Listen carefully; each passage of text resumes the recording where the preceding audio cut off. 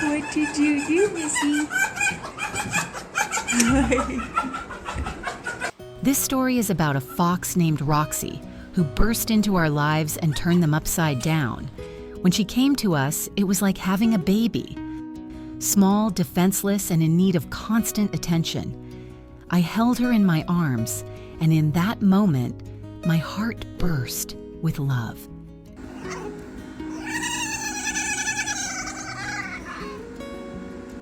Roxy was tiny, her legs not yet supporting her body, and she looked more like a fluffy ball than a wild animal.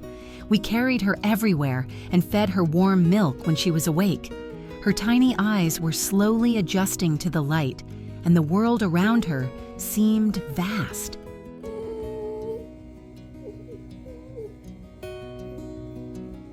But there was one thing. We already had a dog, Diesel, and at first he was clearly not thrilled with the new tenant. As soon as we picked Roxy up, he immediately stood up and started calling attention to himself. It was like he was saying, "What about me? Aren't I the main pet in this house?" I was a little worried. What if he didn't accept it? What if he got jealous? At first, we had no plans to get a fox. But a few years ago, my husband suddenly said he wanted to get a rescue fox. I thought that was crazy. Foxes are not pets.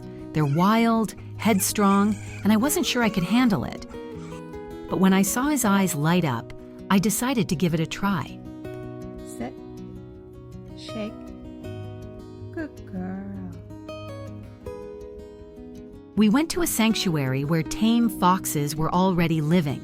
Roxy's parents were born and raised in captivity, so they could not teach her to live in the wild.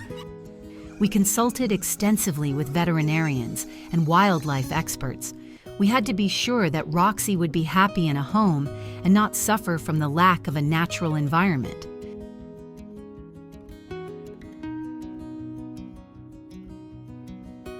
My husband enthusiastically took on the task. Half of our basement was transformed into a fox's paradise. Nooks and crannies, dens, soft-lying areas, and toys.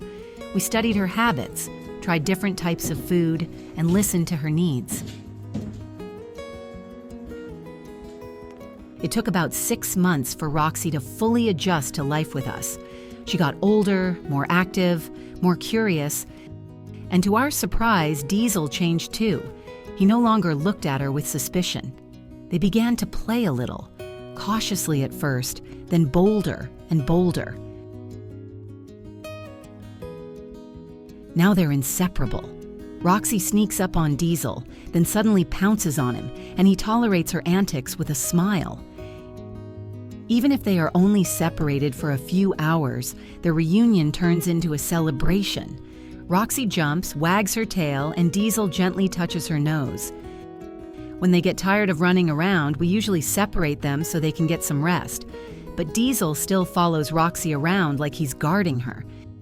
He's taken her in like family, like a little sister to watch out for. Their friendship is proof that foxes and dogs can be not just neighbors, but true friends.